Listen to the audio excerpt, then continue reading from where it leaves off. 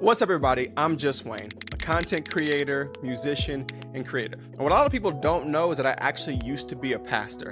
And so between the type of content I create and my pastoral experience, people are constantly flooding my DM trying to ask questions and get advice. And I'm sick of it. So welcome to the show where I finally answer the question that you all have been asking. Am I Delulu? Let's get into it. Hey Wayne, I went to the Jack in the Box on the way home from work, right? When I got to the crib, my wife caught me eating a Jumbo Jack in the car. Man, Why was you eating a Jumbo Jack in the car, my boy? Like, come on. You're supposed to... We'll get to it. Continue. Man, she couldn't believe that I didn't order her anything. She wasn't supposed to find out. Now she not speaking to me. Man, it's been 24 hours. I personally think she overreacted. You tell me, am I Delulu?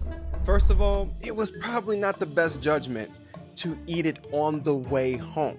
It's really Rihanna. Don't tell her that you're sorry because you're not. You're actually only sorry that you got caught. To the question of, is she tripping? Yes. And also, your actions prompted some of this tripping behavior. The question I would have for you is, have you apologized yet? Because you knew what you were doing, you tried to hide what you were doing, but then you put yourself in a position where you got caught. And that's on you, my boy. You will eat Jack in the Box again. Remember to grab your girl some.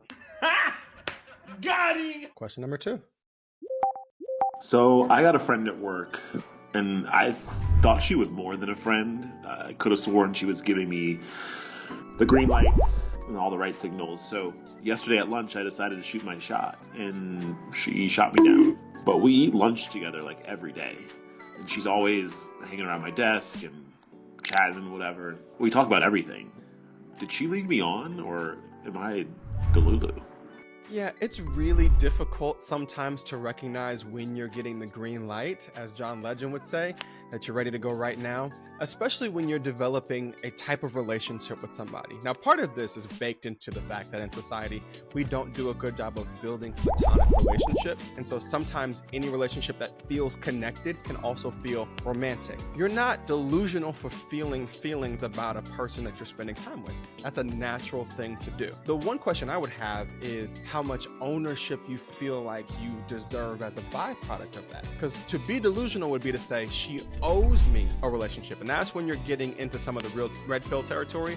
On the other hand, to say, hey, I actually enjoy our connection, enjoy our time together. And because of those things, because we've established something, I'm ready to go right now. Sometimes you find yourself taking a shot and it looks like it's gonna go in and it rims out. You're like, 3 points, and it's just not there. Now, the question is not only why did I get to the point of shooting that shot, but how do I deal with it on the other side? Something I tell my son all the time as a basketball coach is you don't stop shooting because you miss, but you recognize why you missed. So sometimes you have to stop shooting that shot and recognize that you need to find other shots to shoot and get better at it.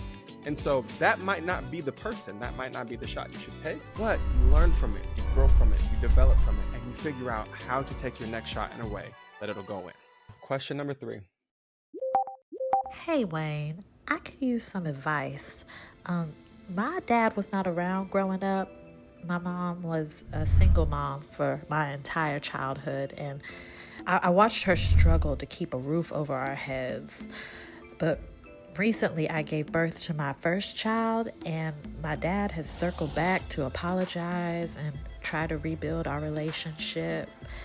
I think he wants to show up for my daughter in ways that he never did for me. But am I Delulu for thinking that he may have changed his ways?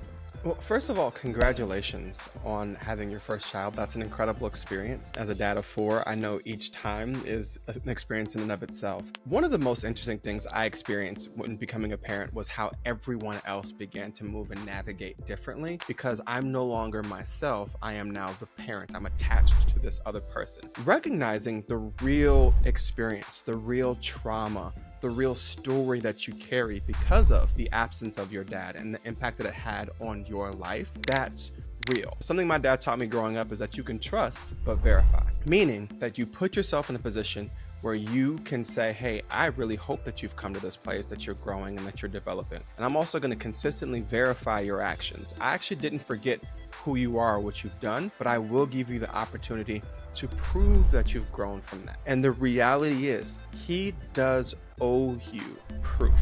And so often what happens is when you tell people they have to prove it in your life, they abandon again because the price of proving is too much. And so you're allowed to set boundaries. You're allowed to say how much access there is. You're allowed to cause that proof to be produced in order to ease that fear and anxiety. Because ultimately, it is you and your child. Whether or not your father is there, you don't want to relive that trauma through your child.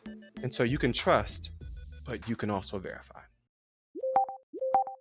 My boyfriend just told me he's going on a work trip for a few days, which wouldn't be an issue if he didn't work with his ex-girlfriend, who I'm pretty sure still has feelings for him. He says I don't have anything to worry about, but he got a fresh haircut and he bought new clothes for the trip. I've been begging him to let me shop for him for weeks, and he always refuses. Is this a red flag, or am I being delulu? It's a red flag. Like it's just to wave it. Wave the red flag like you at church on Easter and somebody decided to paint the flags red that you be waving. You know what flags I'm talking about. Folks always got them flowy gowns. Don't act like you didn't grow up in church and have to do the Easter Sunday program. Don't play with me. Number one, if I know that I have some sort of relational connection with somebody, the last thing I'm going to tell my partner is not to worry. I would rather reassure you of how I'm going to navigate accordingly.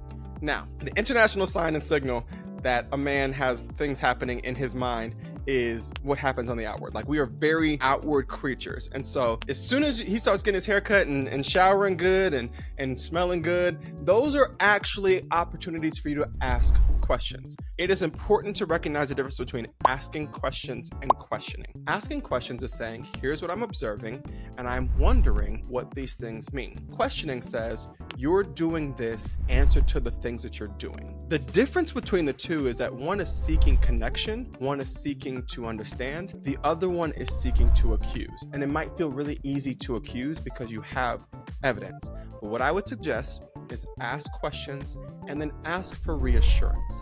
Reassurance is what people in romantic relationships give each other in order to ease anxiety and to grow closer to each other. There are elements of evidence that exist right now that could give you anxiety and could make you feel like this ain't a good look. Asking for reassurance is you actually leaning into the relationship rather than retreating from the relationship and accusing that person of being something that they may or may not be.